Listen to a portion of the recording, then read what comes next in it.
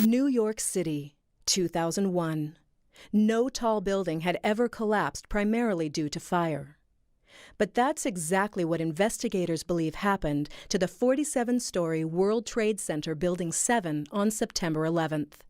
According to a 3-year comprehensive building and fire safety investigation just completed by the National Institute of Standards and Technology, or NIST. Could one use a controlled demolition on any building? Sure. Did it happen to WTC 7 on 9/11? No, it did not. Building 7 was no ordinary building. Among other key tenants, including several intelligence and law enforcement agencies, it also housed New York City's Emergency Operations Center. Have you had anybody come up to you and say Building 7? Have you had Building 7? No, oh, no. Walk around. Be on television a little more. You'll get the Building 7 guys. Let us never tolerate outrageous conspiracy theories concerning the attacks of September the 11th.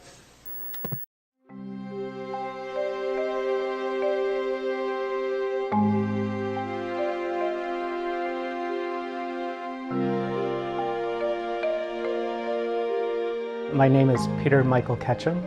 I was born and raised in Wisconsin. I've spent much of my life in the high-performance and scientific computing world. I worked at NIST for 14 years. Starting in 1997, I initially joined the High-Performance Systems and Services Division, and a few years later was moved into the Mathematical and Computational Sciences Division. I also was chair of our Applied Mathematics Seminar Series and hosted that for several years. This is NIST, the National Institute of Standards and Technology. In the United States, standard setting is led by industry, but NIST plays a critical role in supporting, defining, and fostering that effort and coordinating it with the federal government. Over our long history, we have cultivated deep scientific roots that cut across a whole range of disciplines.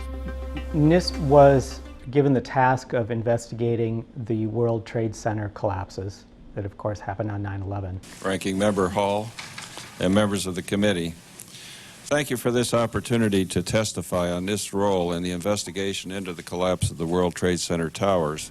I was not involved in those investigations or writing those reports, but I was certainly aware that that research study was going on.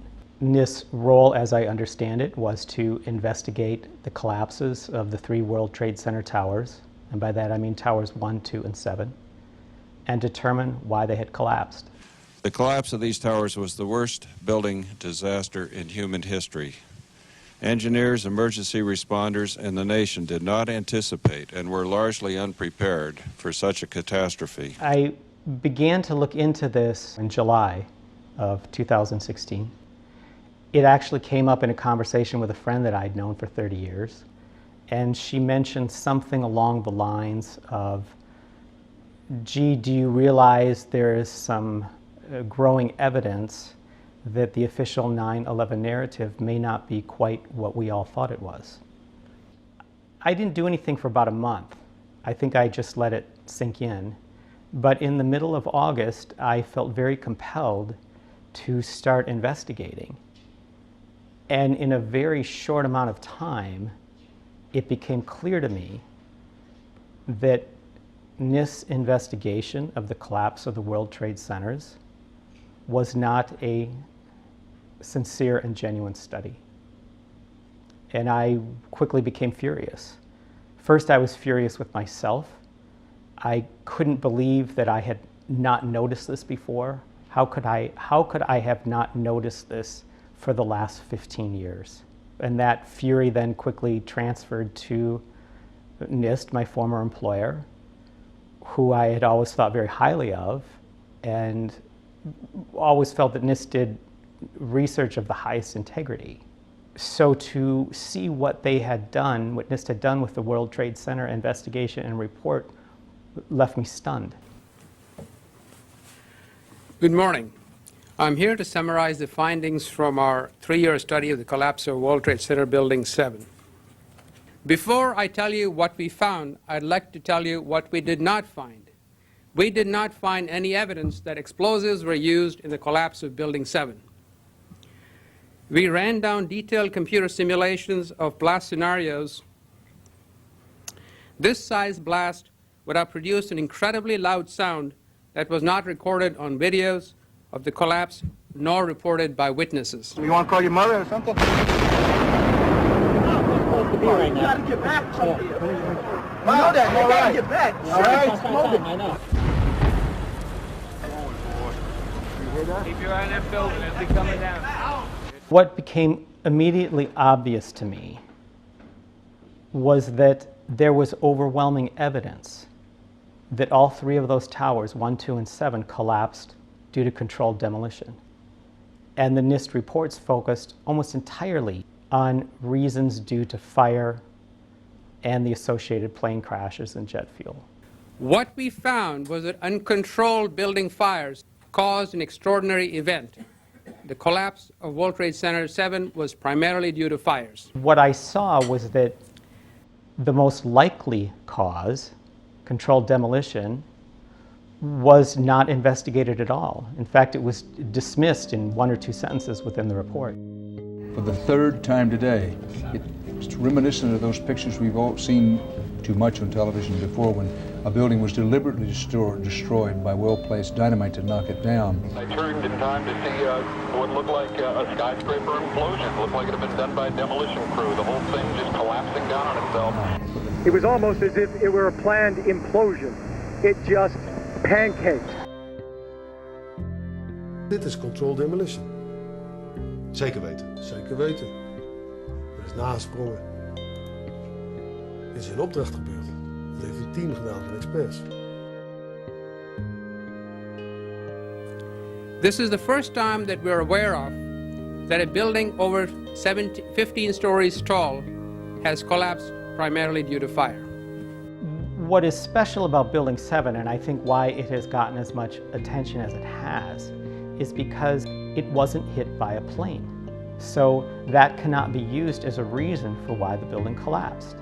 Now, it did have some fires. They weren't terribly notable fires. They were rather modest, in my opinion. And to complicate matters even more, there was an obvious foreknowledge on the part of some people that seemed to know that this building was going to come down. That building right there, the brown building, the tall one, is number 7 World Trade Center. I've heard several reports from several different officers now that that is the building that is going to go down next. In fact, one officer told me they're just waiting for that to come down at this point. The building is about to blow up. Moving back. Rescue workers pushed people away from the scene. We are walking back. There's a building about to blow up. Now, all these stories are not compatible. You cannot have a heavily built steel frame high-rise collapse due to modest fires. If that were the case, it would be extremely unusual for that to happen. So unusual that you could not possibly predict when or if it was going to happen. At the same time, you have people more or less waiting for it to come down, and in some cases, they had reported it had collapsed before it actually did. We are getting information now that one of the other buildings, Building 7 in the World Trade Center complex, is on fire and has either collapsed or is collapsing. We've got some news just coming in, actually, that the Salomon Brothers building in New York, right in the heart of Manhattan, has also collapsed. There were very few people in the Salomon building when it collapsed. I mean, there were, I suppose, fears of possible further collapses around the area. That's what you would hope, because this whole downtown area behind me has been completely sealed off and evacuated, apart from the emergency workers. That was done by the mayor, Rudy Giuliani. The point is, that building is heavily built. There would be no reason to expect it to come down. Can you confirm it was number 7 that just went in? Yes, sir. And you guys knew this was coming all day? We had heard reports that the building was unstable and that it eventually would either come down on its own or it would be taken down. We knew from the beginning of our study that understanding what happened to Building 7 on 9/11 would be difficult. It did not fit any textbook example that you could readily point to and say, yes, that's why the buildings fell. I believe there is a quote at one point that the NIST investigators said something along the lines they were having trouble getting a handle on why Building 7 had collapsed.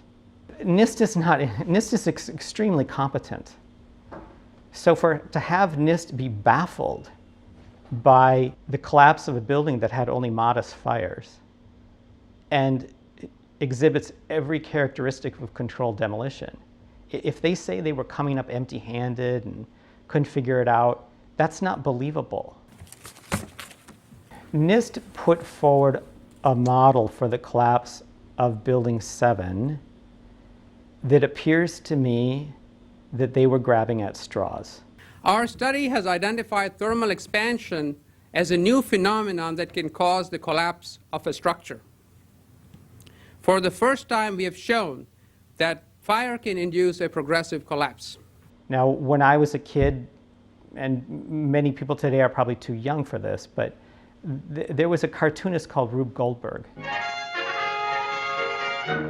He drew cartoons of these machines that did a very simple thing in an incredibly complex way. And it was meant to be humorous. How does this door opener upper really work?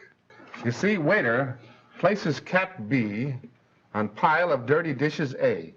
Now cat B sees mouse C. Of course, this is a stuffed mouse because he must be used for the next waiter. It was meant to spoof the aspect of human nature that sometimes makes things far more complicated than they need to be. And these were called Rube Goldberg machines or Rube Goldberg devices. And sets off bomb G, opening door H very gently.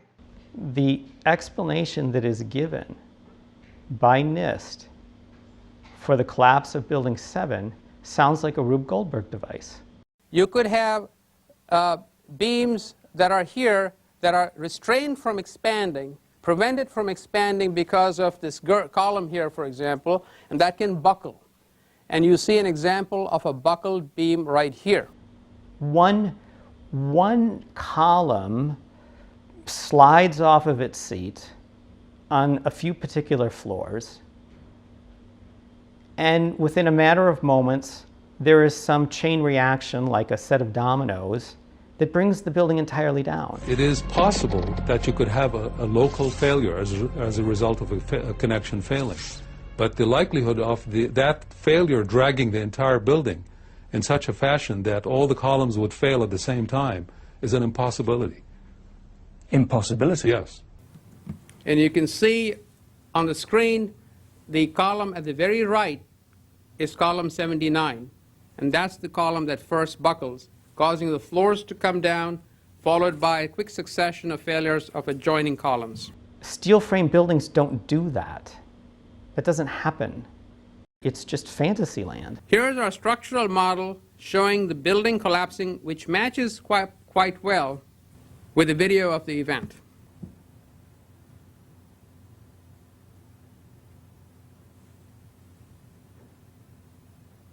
Does the model that NIST produced for World Trade 7 match what we actually saw?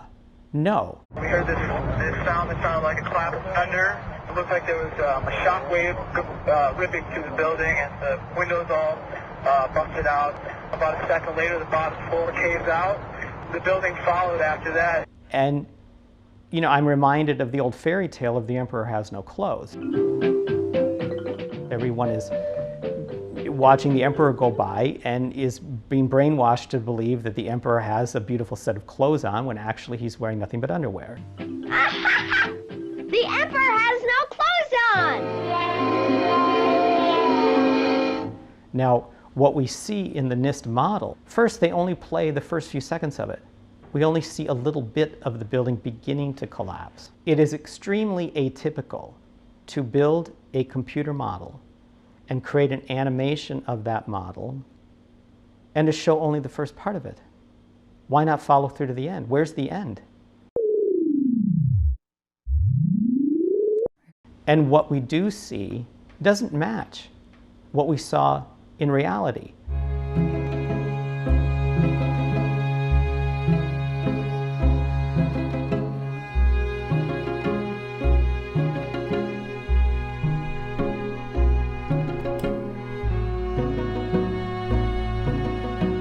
The animation for the NIST model of the collapse of World Trade Center 7 has the sides sort of kinking in and the top of it kind of bending funny. That is not what the video of the collapse of Building 7 shows.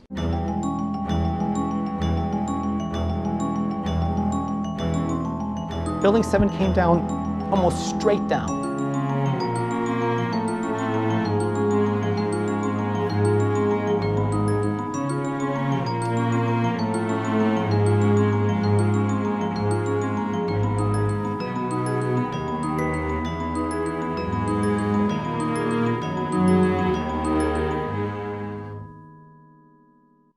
This was clearly, the way the structure is collapsing, this was the result of something that was planned. This is not, it's not accidental that the first tower just happened to collapse and then the second tower just happened to collapse in exactly the same way. How they accomplished this, we don't know. One of the things I noticed in NIST investigation and reports is this fixation on collapse initiation, as if all that was required was to investigate up until the point that the collapses initiate.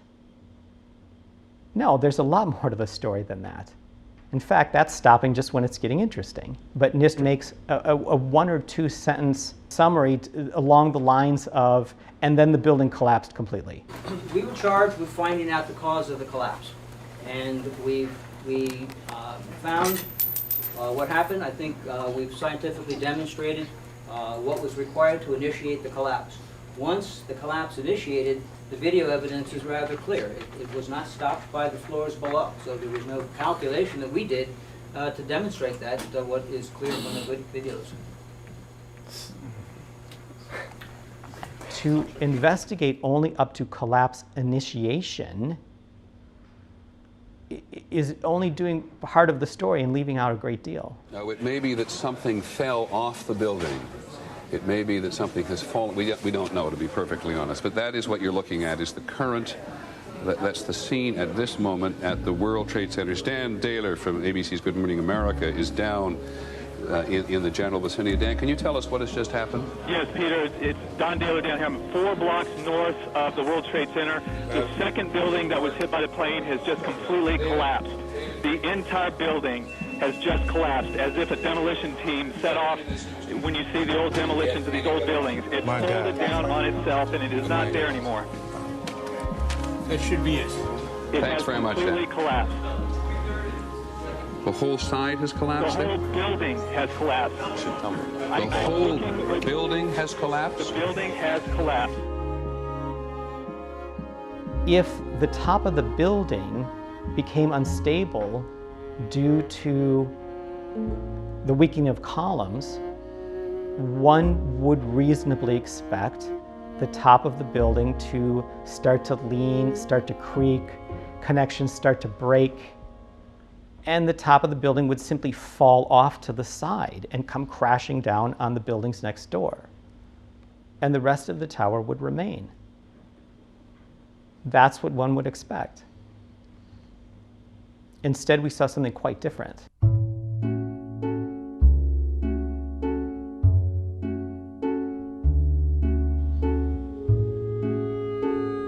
It is not reasonable to think that the weakening of some columns near the impact zone could somehow lead to an entire building collapsing entirely down on itself, symmetrically into its own footprint, with nothing left but bits of dust. That's not plausible, that's not reasonable. Watch some of the videos of the collapses. Look for several things. Look for sudden onset.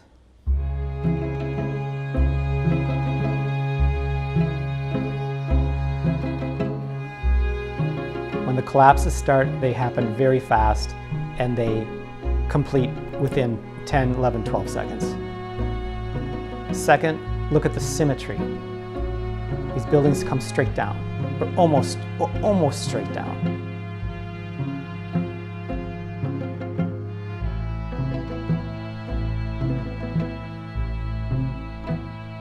Asymmetric damage does not lead to symmetric collapse.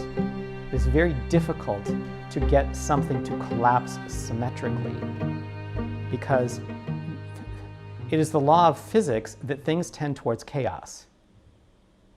Collapsing symmetrically represents order, very strict order. It is not the nature of physics to gravitate towards order for no reason. It will gravitate towards chaos. It is very difficult to get a building to collapse symmetrically. Mark Loiseau has been in this family business all his life. He knows what it takes to bring a building down. The largest steel structure we've taken down, which I think is still a Guinness record, is the J.L. Hudson building in Detroit.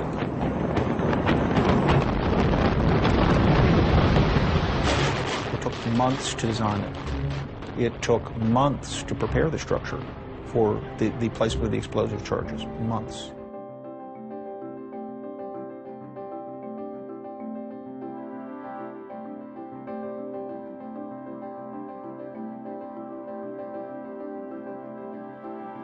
Third, look at the rubble that is left. It is not big pieces of steel, big chunks of cement. It is fine particles. Surprisingly, so little rubble. Where did all the rubble go? The concrete was pulverized, and I was down here Tuesday, and it was like you were on a foreign planet. All of Lower Manhattan, not just this site, from river to river, there was dust powder 2-3 inches thick. The concrete was just pulverized. You have 2 110-story office buildings. You don't find a desk. You don't find a chair. You don't find a telephone, a computer. The biggest piece of a telephone I found was half of the keypad, and it was about this big. The building collapsed to dust. And they might also look at those videos to see the explosive nature of those collapses.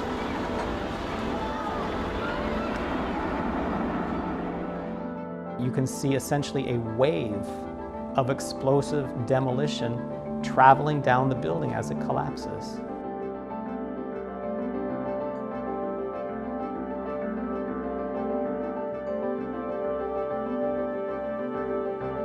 Explosions coming out of windows.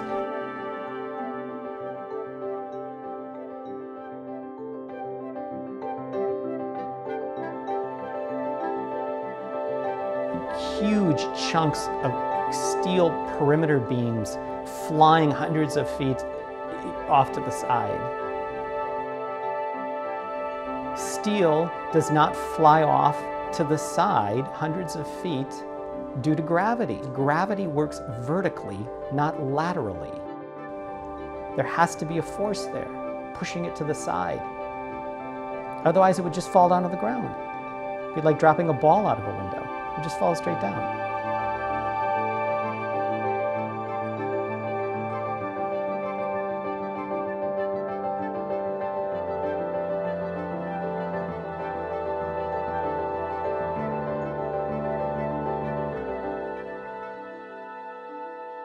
Why did NIST issue a report that seems to do everything it can to avoid investigating the most likely cause, in this case being controlled demolition? Why would NIST avoid that? Why would they try to do everything they could to avoid that? The only thing I can do is make some guesses, and I emphasize the word guess.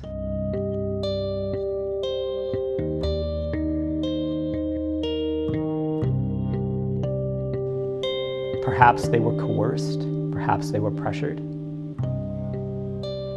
I don't know where that coercion or pressure might have come from, but it is not typical of NIST to do anything short of excellent. NIST is extremely meticulous about their research, and by necessity they need to be. That is what they excel at. This report does not fit that pattern at all. We really have a new kind of progressive collapse that we have discovered. One thing I think to understand is NIST is a really excellent place to work. And for many of the people who work there, this is a really good position and they have a lot to lose. It is not all that hard to begin to pressure people, make offers they can't refuse, coerce them, and depending on the person or people involved, that can be anywhere from very subtle to very overt. The best I can do is speculate that something of that type happened. We conducted the study without bias, without interference from anyone, and dedicated ourselves to do the very best job we could. And in fact, I would suggest that the public should really, at this point, recognize the science is really behind what we have said. So why didn't I see it? I think the painful truth is that I was living in blindness and ignorance as to what had actually happened. I didn't give it much thought. I heard the official narrative, and like many people, I believed it. Do you know anything about the cause of the explosions that brought the two buildings down yet? Was it caused by the planes or by something else? We believe that it was caused by the after effects of the planes hitting the buildings. We don't know of an additional explosion after that. And I am ashamed to say that, but that's the truth. Once I took a look at it, it leapt out at me. This was not a case of some subtle differences or subtle discrepancies or differences of scientific opinion that needed further investigation. This was glaring, clear cut. Getting behind the car.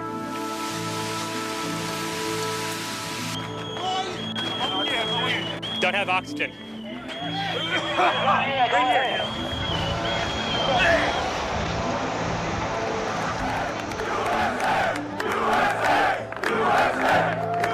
I think what has allowed the official story to stand for this long is a combination of several things. One is complacency. Another one is fear. And the third is ignorance.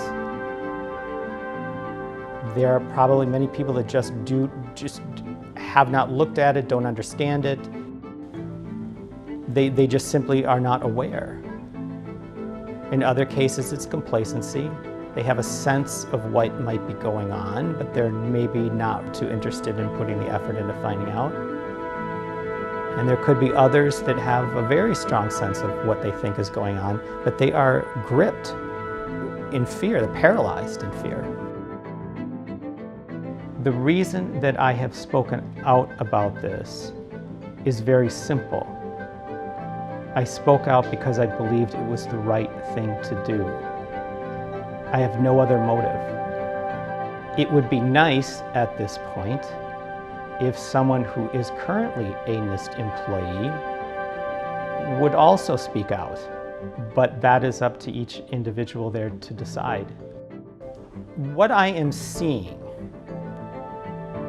is that with respect to the World Trade Center collapses, the official narrative is beginning to unravel.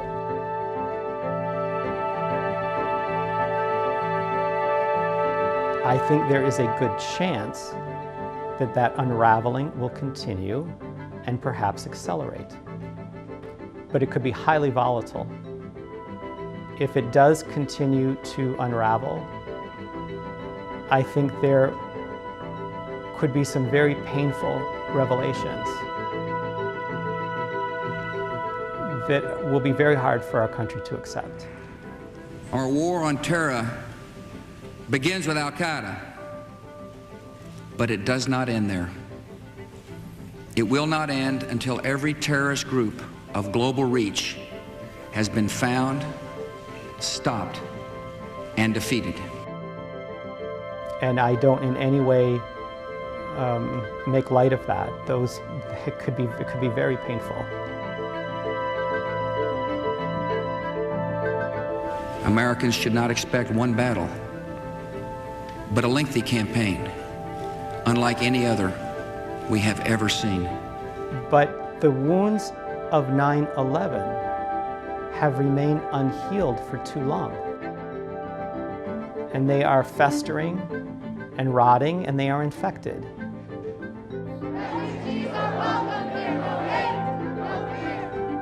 when you have a wound on the body, one of the first things you do is you wash it out with hot soapy water. And then you bandage it up. And yeah, it hurts. It hurts while you're washing it. It stings. It's a sharp pain, but you get the bandage on and the pain starts to die down, and a few hours pass, it's down to just a soreness. My point is that truth is the hot, sudsy water with which we wash out the wounds of 9/11 so that they can begin true healing.